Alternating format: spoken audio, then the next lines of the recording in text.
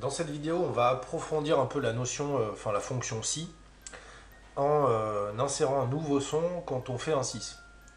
Donc vous pensez à déconnecter, en faisant connect, reset connection, à déconnecter votre smartphone qui est connecté là pour l'instant normalement. Et on va retourner du côté designer ici pour insérer le deuxième son. Donc vous vous rappelez, on est allé uploader un fichier. Donc cette fois-ci, on va choisir le fichier quand on fait un 6. Donc moi, je l'ai appelé Splendid. C'est le son qu'il y a dans le film The Mask quand il dit Splendid. Voilà, donc je choisis ma ressource et je valide. Donc le son est en train de se télécharger. Ça y est, il est arrivé là-bas. Et on va reprendre un player ici et le glisser sur l'écran. Et cette fois-ci, on va le renommer encore. Donc exactement pareil que tout à l'heure. C'est les mêmes étapes.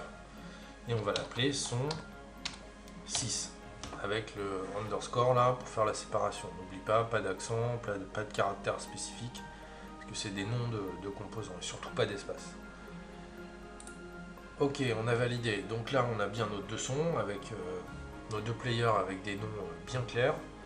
On va du côté des blocs pour refaire la programmation. Si on fait un 6, alors t'envoies le son 6. Alors on pourrait refaire tout ce qu'on a fait tout à l'heure, mais on va profiter en fait du copier-coller pour avoir beaucoup moins de travail. Donc on va prendre le bloc si là, ici directement, et on va faire un clic droit, duplicate. Et là vous voyez directement, on a redupliqué le si, mais avec tout ce qu'il y a dedans. C'est un copier-coller ultra rapide. Et là on va le glisser en dessous. Et on n'a plus qu'à modifier les valeurs en fait. Si le texte qu'il y a dans le résultat est égal à 6, et bien dans ce cas-là, tu lances pas le son 1, mais tu vas lancer le son 6. Donc on a une petite flèche ici, et on choisit juste son 6. Et vous voyez là, potentiellement, on a déjà terminé le programme. Alors on va faire quelque chose qui complique un peu là, mais qui est une bonne habitude à prendre en programmation. C'est de ne pas faire plein de si à la suite. Parce qu'en fait, si on a plein de si à la suite, ça ralentit notre programme. Donc là, ça se verra pas, hein, c'est un programme tout simple. Quand on va faire des choses plus compliquées, il faut penser à optimiser notre programme. Donc si j'ai fait un 1, ça veut dire que j'ai pas fait un 6. Je ne peux pas faire les deux à la fois. Mes deux conditions sont contradictoires. Donc plutôt que de faire si j'ai fait un 1, tu fais ce son là, et si j'ai fait un 6, tu fais ce son là, je vais lui dire si j'ai fait un 1, tu fais ce son là, et tu sors. Et sinon, si j'ai pas fait de 1, là je teste si j'ai fait un 6. Comme ça, mon ordinateur en fait va faire beaucoup moins de tests. Parce que les tests validés éliminent les suivants. Parce que si j'ai fait un 1, je ne peux pas faire un 6. Donc ce qu'on va faire, c'est qu'on va venir dans l'option du premier if là, et on va rajouter le fameux else là qu'on a vu tout à l'heure. On a aussi le else if. Donc dans un premier temps, on va faire simple, on va rajouter le else.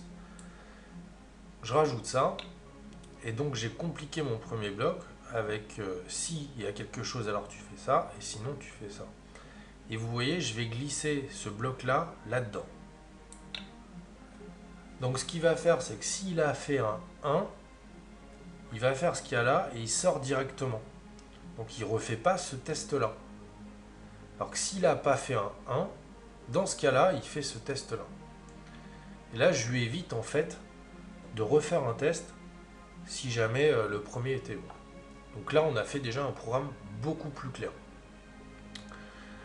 Et ça nous permet d'avoir des gros blocs où on comprend ce qu'on fait là. On sait que dans ce bloc-là, on teste les sons en fait. Plutôt que d'en avoir 6 à la suite s'il y avait 6 sons. On pourrait aussi le faire avec la fonction elsif. Donc là pour l'instant on va bouger ça temporairement et on va regarder ce qui se passe avec le elsif.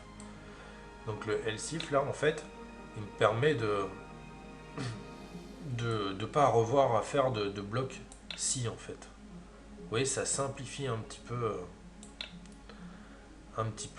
voilà tout ça quoi, tout ce code.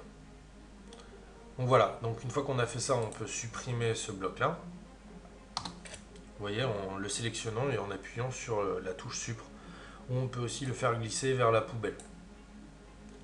Au passage, je vous montre le sac à dos. Le sac à dos, en fait, il vous permet de stocker des choses qui vous intéressent, que vous savez que vous allez utiliser plusieurs fois. Par exemple, si j'utilise souvent, je sais pas, des cette chose-là, mais je peux glisser dans le sac à dos. Et en glissant dans le sac à dos, ouais, je vais le retrouver, en fait, c'est des raccourcis, quoi. C'est un peu des favoris. Voilà. Donc on arrête là, vous pouvez essayer de connecter, comme on a fait, on connecte, on iCompanion, on scanne le QR code. Et là, normalement, vous avez 2 sons. Voilà, à bientôt pour une prochaine vidéo.